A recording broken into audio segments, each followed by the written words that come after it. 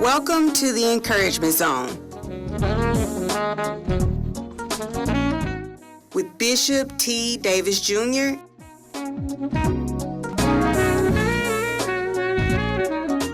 where your dreams are revived.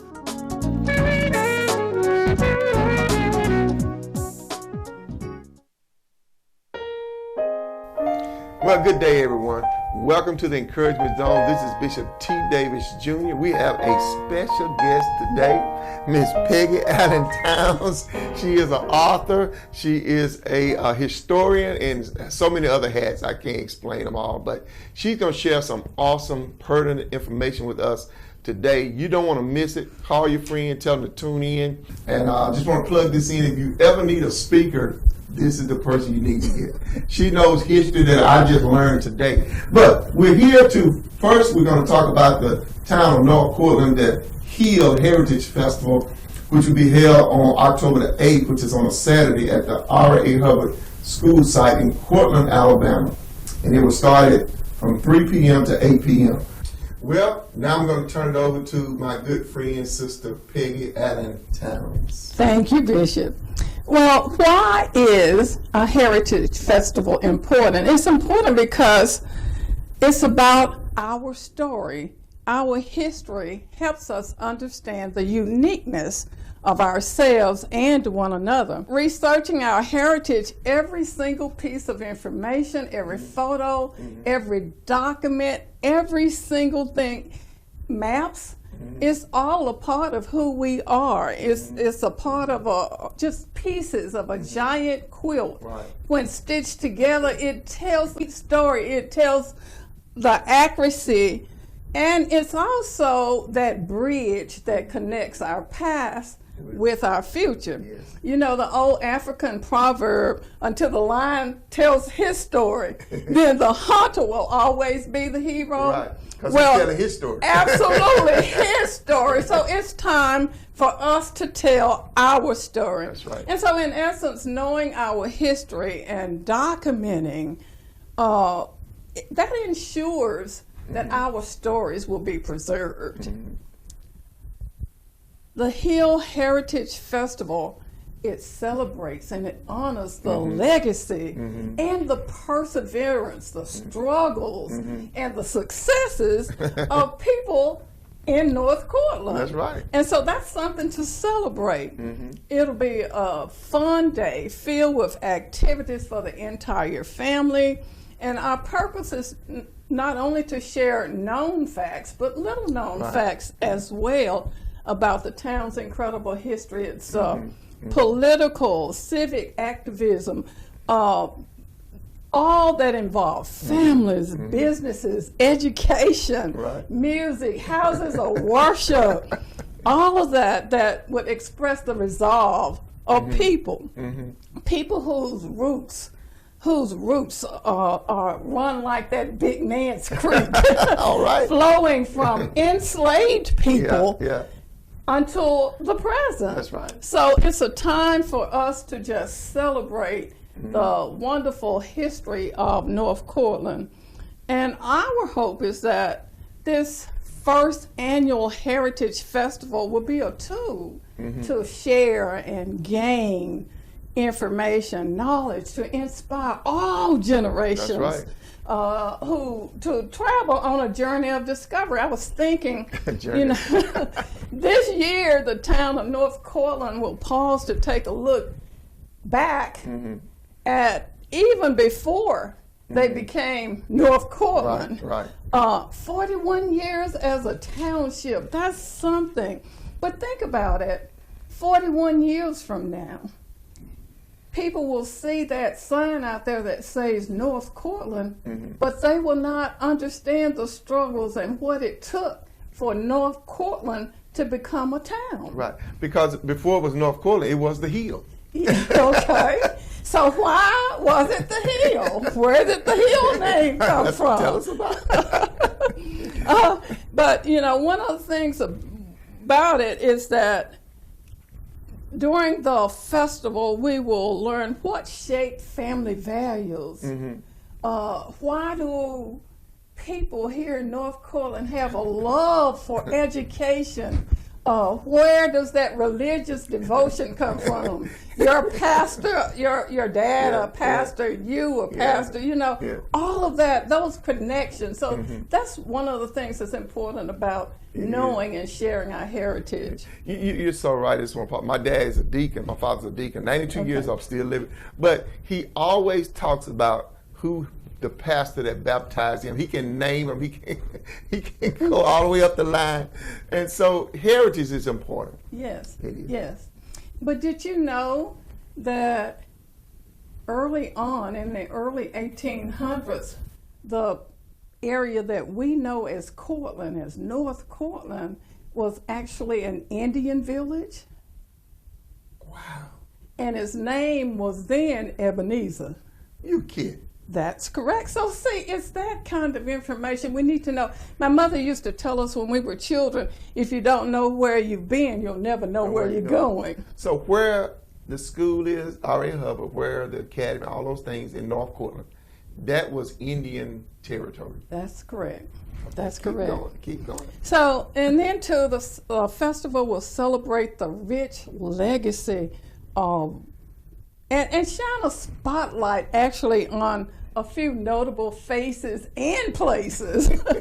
So, for instance, Constable Fred C. Ashford, he was a statesman, but just think, he was a constable here in North Cortland.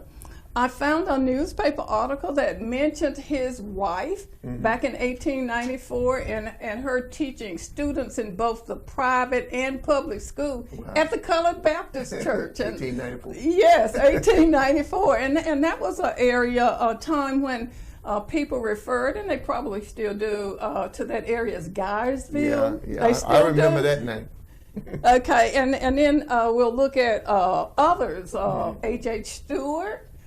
Great educator. We'll talk about the North Alabama Baptist Academy, and Dr. Sturrs, who was the first physician in Decatur. He was very instrumental with the academy. And Really? I remember his name. Yes, Dr. Willis H. Sturrs. We'll talk about Professor Hubbard, of course, you and coming R.A. up to Hubbard me School. now. Yes, yes.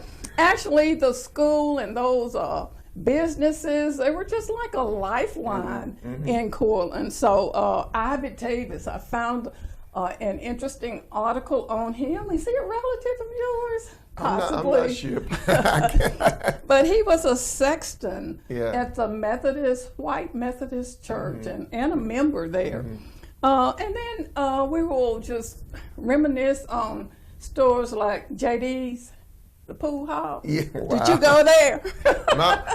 my dad and mom didn't condone me doing much pool hall, but I remember it. Okay, and then there were stores like Nate Gilchrist's store, one. the Watkins store. You remember those? Yeah, Gilchrist.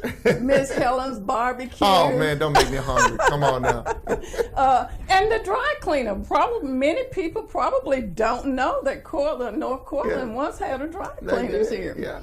So, but there is things like that. When we share our history, it makes us a better person because we learn more about who we are and possibly why we do certain things. Why we do what we do. Well, we're going to take a break and come back. I want everyone who's listening now, call a friend, tell them you need to turn into this broadcast. We're going to take a small break. We'll be right back. I encourage you to get the book. This book, Gratitude, is a great book. You can get it on Amazon.com, or you can go to DocRockLeadership.com and get this amazing book. You will not be disappointed. And hey, get the book. I'm Doc Rock. You join me at the top. Get a Gratitude. It's going to change your life. Gratitude.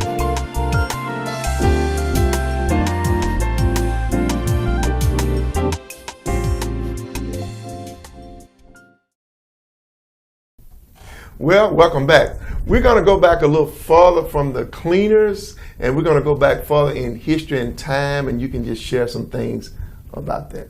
Okay, so one of the features of the Hill Heritage Festival will be Delia Logwood. She will come in person to share her story. She was a free woman of color as far back as 1850. Wow. Before the Civil War. Yes, before the Civil War. Her father, who was also her enslaver, emancipated her at age 18. She actually owned a general store in 1850 in Cortland. Wait. Keep going. Okay. She married a gentleman, Daniel Logwood, and guess what? What? She bought him for $535. You see, what happens is that her father left her an endowment to be paid once she married. So she purchased her husband, Wow. who was enslaved on the logwood plantation, for $535. I often ask, was he really worth it? That was a lot back then. Absolutely, absolutely. But not only that, she also had 35 acres right outside of Cortland. Wow. And when the Civil War, when General Mitchell came through here, do you know they camped on her property all along Big Nance Creek as well, and they destroyed her fodder, her corn. They took everything, and That's the Union soldiers. Union soldiers. And what happens, and the reason we have her story, is that the federal government allowed people who were sympathetic to the Union cause to file Southern Claims Commission applications. Right. And she filed a claim, but she only got paid, I think it was $435 for all that land. Yeah, she filed a claim for over $1,000, but she only got reimbursed $430. But in those claims, it's just so much information about how things were here, slaves, affidavits, and everything. But it's just a fascinating person, and what she'll do is just go back and share a little about things that happened here in early Cortland. Now, let me get this right. Are you portraying her? I am. Oh, now, okay. Now I will be the voice of Delia Logwood. Wow. Yes. Actually, her sons once owned a store here. And then one later moved to Huntsville, E.F. Logwood, and ran a store over there in Huntsville. Wow. So we have just such a rich history here in this area. We do. And but also we will have the Hazelwood Lyrical Dancers will be performing. Yes, that's worth bringing children. The festival DJ Anthony Johnson will be there, and he will pay tribute to DJ Houston Goins, who provided music at many of the events here. You know about that. But I'm excited not just to hear all of the stories from other people, but just to see everybody come out and have a good time and enjoy celebrating the legacy of these phenomenal people. Yeah. Now, do you know about what time you're going to do your presentation of Miss Delia Logwood? Delia Logwood. Yes. You don't know exactly, do you? 6 p.m. 6 p.m. Yes, sir. Now you look, October the 8th. I'm plugging it again. Saturday, October the 8th, from 3 p.m. to 8 p.m. at the R.A. Hubbard School. But also, and I didn't mention this, but festival T-shirts are available until October 1. And then also, that's Saturday. Yes, there will be a gospel explosion. Yes. First Missionary Baptist Yes, Church. yes, Pastor yes. Nello. Yes, yes. So we're just excited. And so now you have your special invitation to come out and join us. And please, please, please bring your pictures, your other documents that you have. Bring them so that we can we don't want them, we just want to make copies of them so that we can just build on our basis for our heritage. Miss Towns, on the 35 acres that this lady owned, do you know where that land would have been? No, I don't. Actually, D'Angelo and I had talked about just trying to find out where that was. I did see where a document where Fred Ashford's mother owned lots 67, 68, and 69 in Cortland. You know, when Cortland became a town in 1819, the land company mapped out 300 lots. So that should be easy to find. And then, of course, the Guysville addition, which they call the Negro suburbs, it was the new addition from those 300 lots that were platted. So Guysville is another name we need to look at. We'll continue our story on Guysville At a later date. at a later date. Well, you've given us so much information. Do you want to bring us in on the festival? Now, I see where there's going to be exhibits, food, and retail vendors. If anyone want to become a vendor, you could become a vendor, and we'll give you the information at the end of the show. Music, everyone likes music. Hayride, is that still on? It is. Wow. Sure is. Well, this is such a great thing. Before we go off the air, I know you got some more points you might want to make. Well, you know, we tried to stay back there with the cleaners, but I tell you what we'll do. We'll take another light break, and we're going to come back. She's an author. We're going to come back and talk about her book, which is just amazing. See you in a few.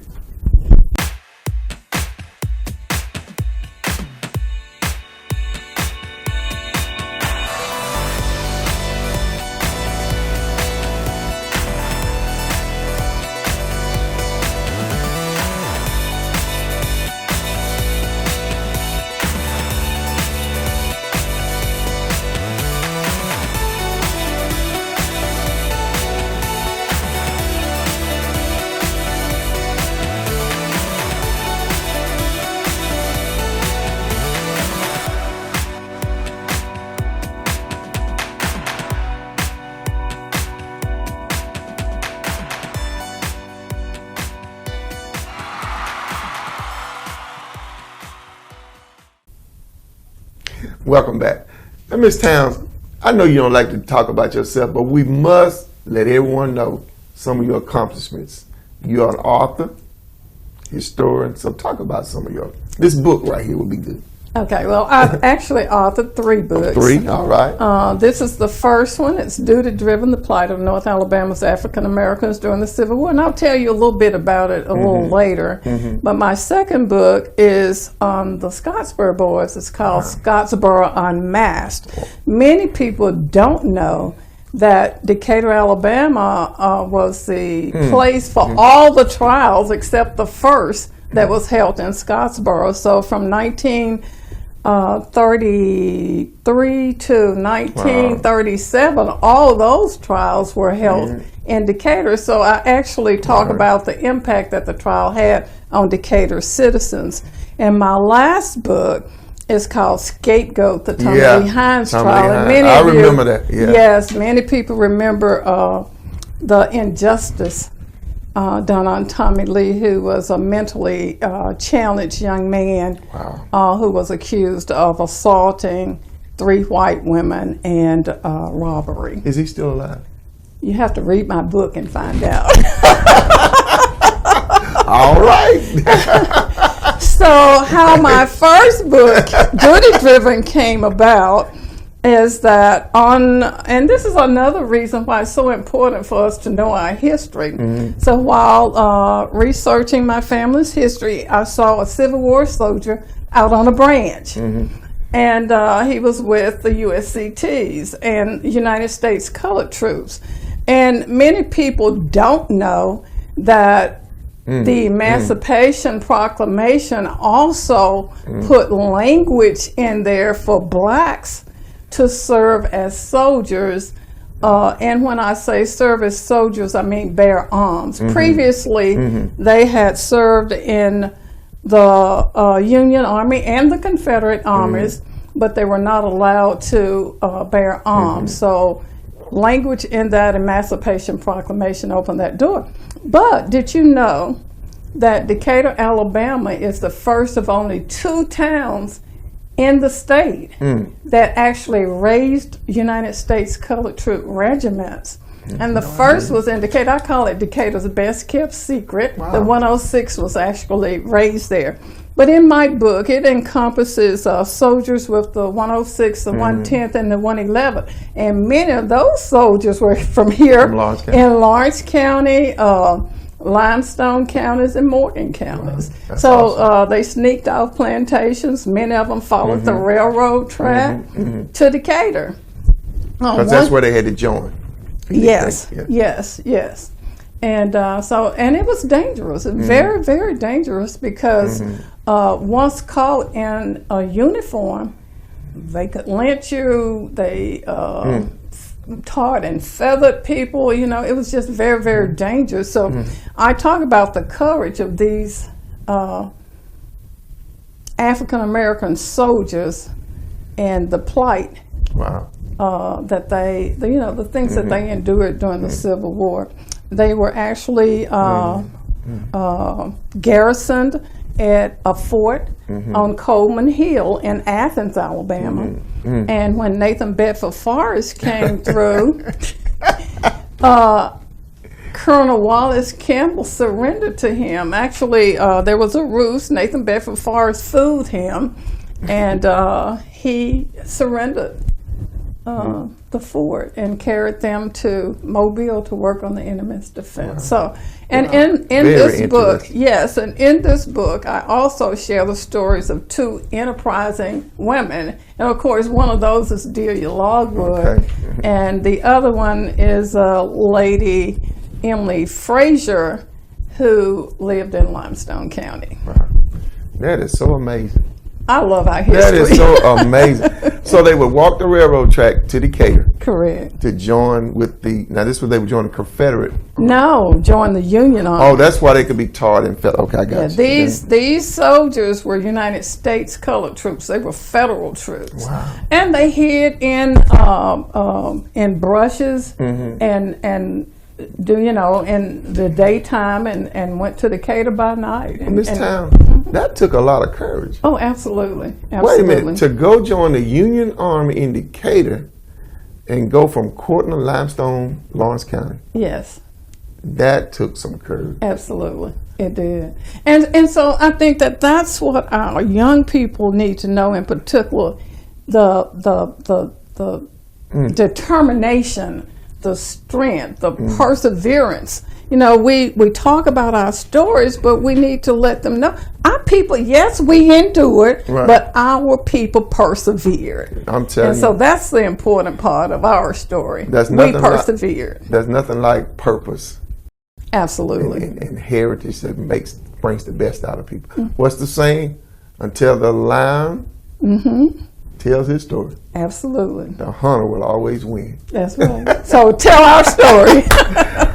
I don't know how much time we have left, but we are on a good roll right here. So the book on Mr. Tommy Lee Hines, which was my generation, I was young when it happened. I want a copy of that. When you see me, you see book. You have one? Absolutely. All right. Well, when we get out there, we're going to get, I want one. I definitely want that one. And I'm going to start with that one. Okay. Give us some more information about what's going to happen up on the hill. We have an unveiling of a historical marker, I think. We're just so excited because on October 5th, there will be an unveiling of an Alabama historical marker at the Davis House. And many people do not know that the Davis House was also involved with, had a great impact with education here in North Cortland. So looking forward to that event as well. Yeah, and my father went to school. He's 92 now, but he went to school at the Davis House. I think it was the elementary years, and then he went to the academy and later to, I guess it was, I think he finished at the academy. But we just thank God for you coming on. It's been a pleasure. I know we didn't get to finish, so hopefully you can come back and continue to share some great information with us. Just delighted. Thank you for having me. Yeah. And you know, all of those who are listening, you might say, well, I don't live on the hill, but you have a heritage. Every small town in that's Alabama, wherever you are, you have a heritage. We're just showing you how important it is to research to know, to understand where you came from. And it's been a pleasure. It's been great. And I just thank God for Miss Peggy Lee Allen Towns. I don't know what I said, Peggy Allen Towns, for coming on. And this is the Encouragement Zone with Bishop T. Davis Jr. And thank you for listening. Thank you. Y'all just come on and go in and worship with us. I'm grateful. Hallelujah.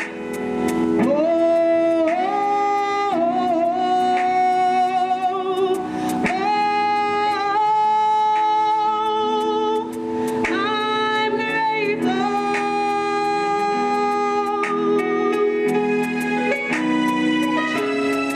I'm grateful for all of the things you've done for me. You've been faithful and merciful for my sins. You forgave me. Hallelujah.